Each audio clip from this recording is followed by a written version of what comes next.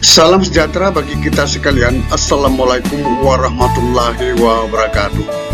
Banyak orang mengatakan bahwa pemerintah hanya memikirkan guru, tetapi tidak memikirkan tenaga non-guru yang sama-sama honorer. Ini akan kita bahas bagaimana nasib guru dan tenaga honorer tahun 2023. Dengan dikeluarkan oleh Menpan surat edaran perihal status kepegawaian di lingkungan instansi pemerintah pusat dan pemerintah daerah. Dan ini ditujukan kepada seluruh para pejabat pembina kepegawaian PPK di lingkungan kementerian lembaga, instansi pusat dan instansi daerah. Berarti ke menteri, ke gubernur, ke bupati, wali kota di seluruh Indonesia. Ada beberapa poin dalam surat edaran tersebut, tetapi saya hanya membahas 2 poin, yaitu poin B. Di sana menyatakan bahwa menghapus jenis kepegawaian selain PNS dan P3K di lingkungan instansi masing-masing dan tidak melakukan perekrutan pegawai non-ASN. Non-ASN itu adalah honorer. Jadi secara tidak langsung bahwa surat edaran Menpan ini menginstruksikan kepada gubernur, bupati, wali kota, menteri bahwa non-ASN atau honor tidak bisa lagi diberlakukan. D. Menyusun langkah strategis penyelesaian pegawai non-ASN yang tidak memenuhi syarat dan tidak lulus seleksi calon PNS maupun calon P3K sesuai ketentuan perundang-undangan sebelum batas waktu tanggal 28 November 2023. Saya sampaikan ke teman-teman bahwa surat Menpan ini meminta kepada seluruh bupati, wali kota, gubernur, dan menteri agar menyusun langkah-langkah strategis. Langkah-langkah yang harus dilakukan oleh pemerintah daerah untuk menyelamatkan tenaga-tenaga honorer paling lambat tanggal 28 November 2023. Jadi bukan merumahkan semua honorer, tetapi disuruh untuk menyusun langkah-langkah strategis penyelesaian pegawai honorer. Jadi ini perlu sekali kita pahami bahwa surat edaran Menpan itu tidak menyatakan, tidak memerintahkan daerah supaya merumahkan honorer, bukan, tetapi memperbaiki, menyusun langkah-langkah strategis. Kita akan bahas bagaimana pemerintah daerah menyusun langkah-langkah strategis penyelesaian non-ASN itu.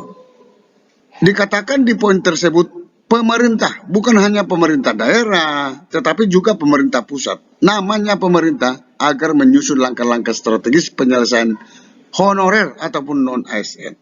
Jadi jangan kita salah kaprah tentang surat edaran Menpan ini. Diperintahkan menyusun langkah-langkah strategis. Langkah-langkah strategis adalah langkah-langkah yang baik untuk honorer. Yang pertama yang dilakukan oleh pemerintah daerah adalah pemetaan honorer. Berapa honorer di setiap daerah? Dipetakan. Dalam pemetaan itu harus dievaluasi kinerja daripada semua PNS, semua ASN. Sesudah dievaluasi kinerjanya, maka akan kita dapatkan berapa persen lagi yang kita butuhkan tenaga honorer ini.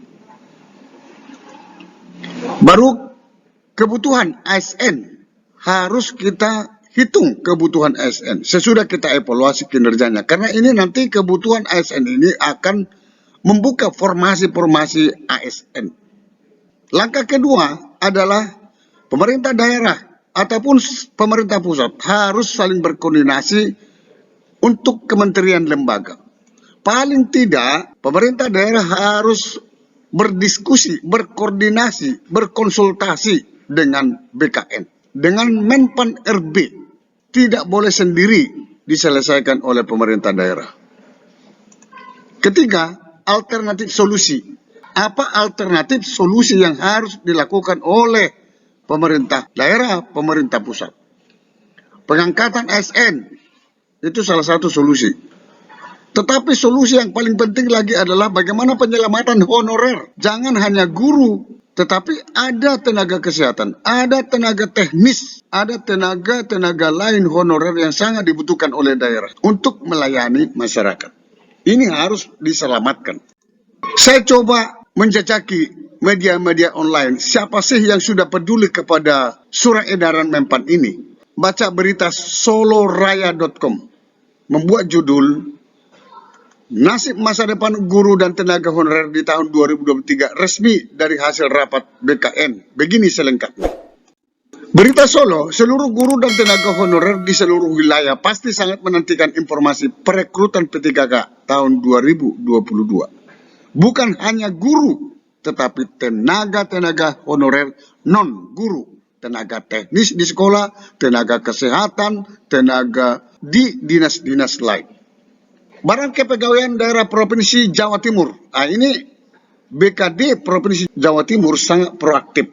Seperti tadi yang saya katakan, perlu koordinasi, perlu diskusi.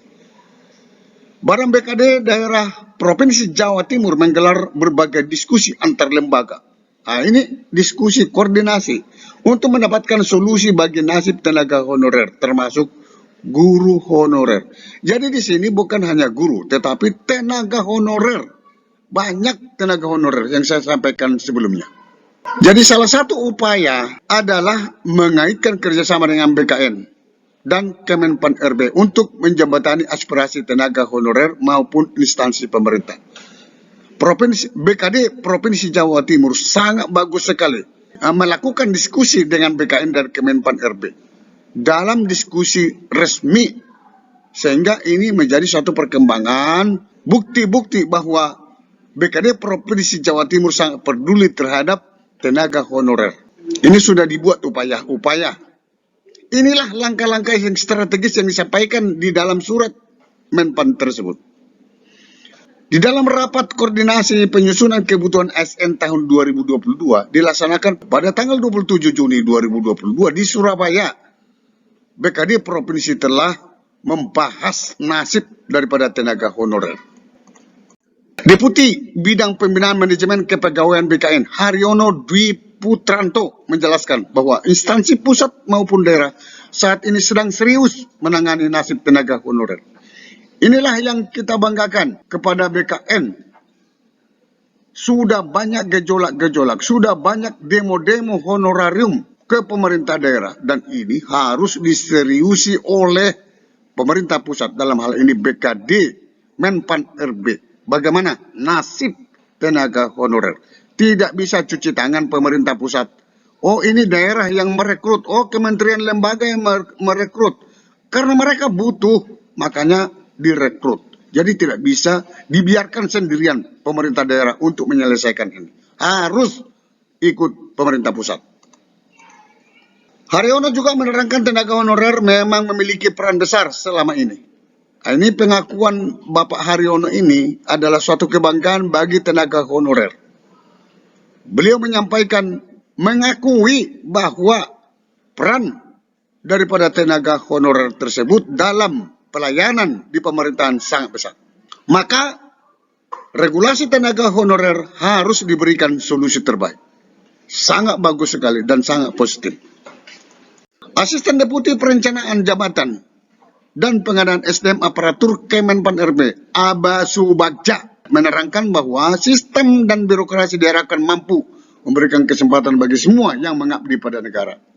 Maka diperlukan adanya evaluasi kinerja yang dihubungkan dengan formasi. Ini yang saya sampaikan tadi di presentasi saya sebelumnya, bahwa perlu ada evaluasi kinerja di setiap daerah tentang masalah kinerja PNS atau ASN.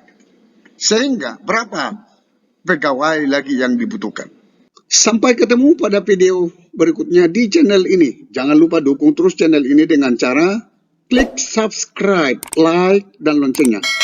Semoga bermanfaat. Wassalamualaikum warahmatullahi wabarakatuh. Shalom.